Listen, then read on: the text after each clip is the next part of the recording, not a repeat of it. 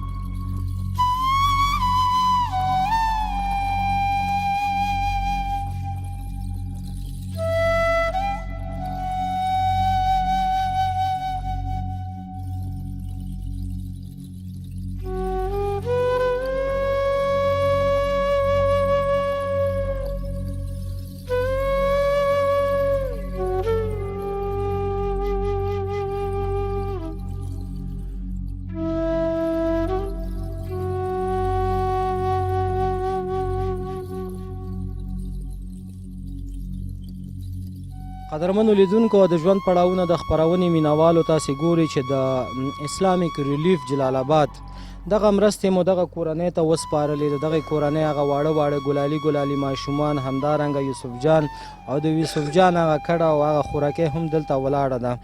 راځئ چې د یوسف جان نه هم دوه درې خبرې واخلو او دوه درې پوښتنې ترې وکړو چې تر دې دمه پورې هغه زموږ شتمن هیوادوال چې دوی ورسره مرستې وکړې هغو ته څه ویل غواړي. همدارنګه نن چې اسلامیک ریلیف جلال آباد دغه ټولنه دیو سره مرسته وکړه دیو ته څه ویل غواړي او څه ترې نور غوښتنه لري.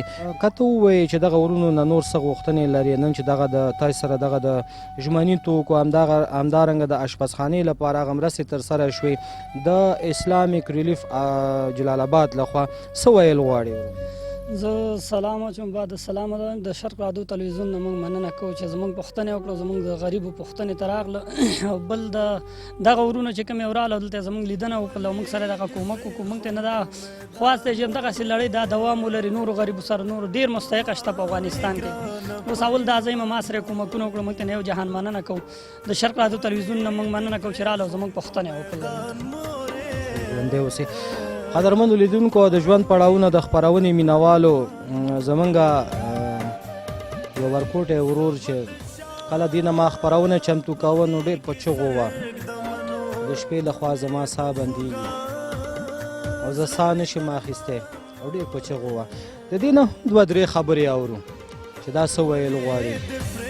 که راته دا ووایي وروره چې هغه وروڼو تاسې سره مرسته وکړه، د پیسو مرسته یې تاسې سره وکړه، همدارنګه د نورو خوراکي توکو مرسته تاسې سره ترسره کړه، تا اوسه پورې د خپل ځان علاج وکړو او که ودې نه کړو؟ کوم ډاکټر ته لاړې؟ هو زه ډاکټر ته لاړم او ما ته یې دوا راکړه، هغه ما وغواړه.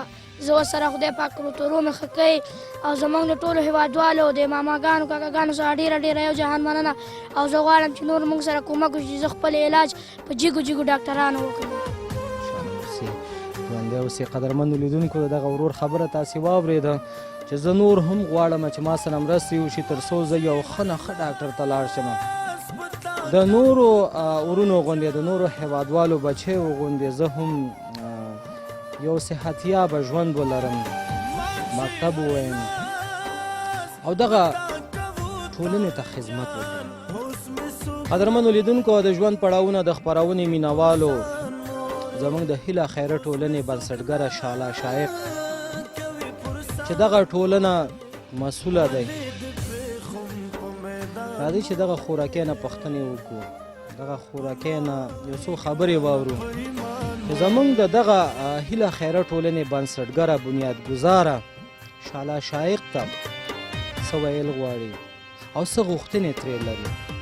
خورجانې که ته هم ووایې چې نن دغه هیله خیره ټولنه دلته راغی تاسې ته او زموږ هغه د هیله خیره ټولنې بنسټګره شاله شایق چې ما یادونه وکړه چې دغه زمینه د هغه بېوزلو هیوادوالو ته مساعد کړه تر څو موږ رئیس شو، هغه کورنۍ ورسره وګورو، د هغه غږ تر هغه شتمنو هیوادوالو پورې ورسو.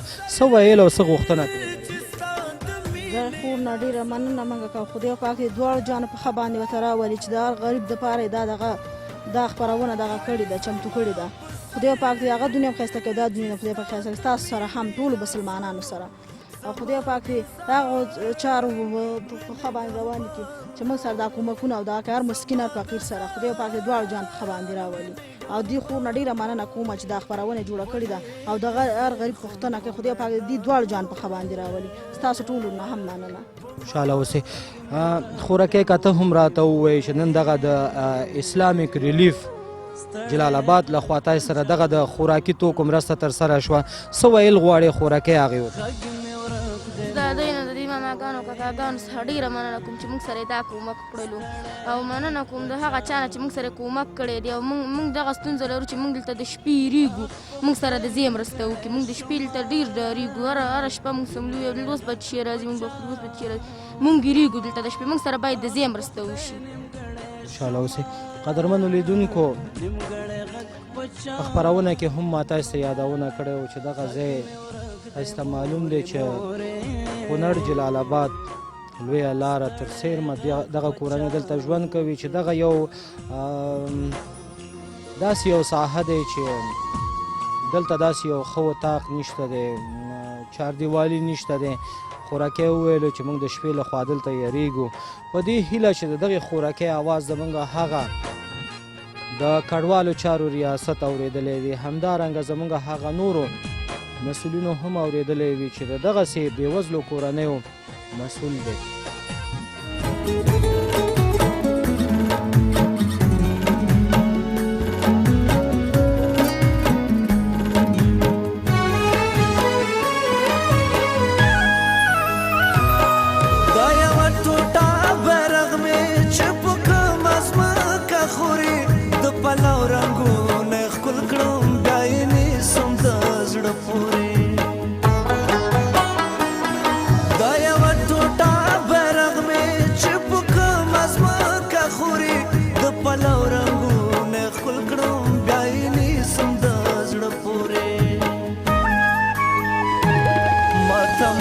شانتی ګران دی په معنا کې خپل وطن، په ژړا کې خپل وطن، په خندا کې خپل وطن.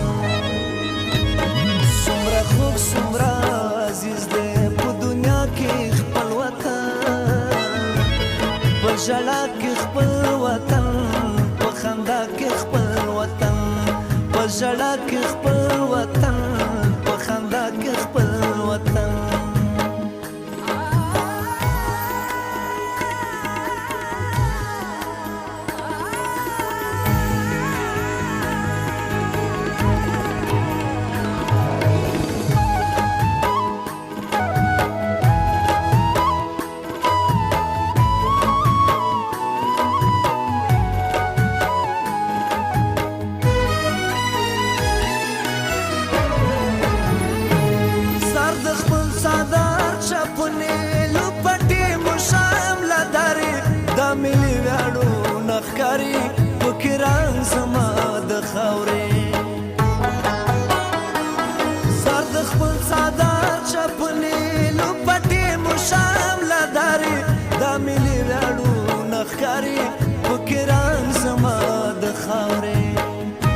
قدرمنو لیدونکو د ژوند پړاوونه د خپرونې مینوالو دا و زموږ د اسلامیک ریلیف جلال آباد هغه مرستې چې دغه کورنیو ته وسپارلې. په دې هیله که تاسې هم غواړئ چې موږ سره یو ځای شي، د هیله خیره ټولنې سره یو ځای شي او تاسې راشي او دغه کورنیو سره مرستې ترسره کړئ، موږ به د هغه مرستو کلیپ به تاسو ته جوړوو او بیرته د شرق راډیو تلویزیون له لارې به تاسو ته خپرېږي. تاسې کولی شئ زموږ د هیله خیره ټولنې په وایبر شمیرو باندې چې ستاسې د تلویزیونونو په پرده باندې هم تاسو ته ښکاري 0093 200 600 501 زموږ بله شمیره دی 0093 28 540 دا وه د نن ورځې خپرونه. تر بیا ښه وختونه ښې چارې په تلو کې بیا هم یادونه کوم څرنګه چې په جلال آباد کې ډېر سخت یخني دی څه کالي. کله چې موږ او تاسې سهار د خوبه پاسو زموږ او ستاسې دا ګوتې هم کار نه کوي د یخنۍ د لاسه. د خپلو ماشومانو لپاره موږ او تاسې به رنګ په رنګ ژمني توکي اخیستل. خو زه تاسې ټولو هغه شتمنو هیوادوالو نه، هغه بادر د بااحساسه وطنوالو نه هیله کوم چې دغسې بېوزله کورنۍ هم د یاده مه وباسي. دا هم صرف او صرف ستاسې د شتمنو هیوادوالو لار څاري. څوک به راشي او موږ سره به مرستې وکړي. پاک الله مو مل شي.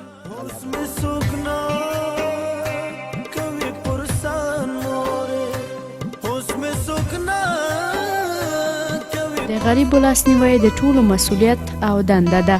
د هیلې خیریه ټولنه.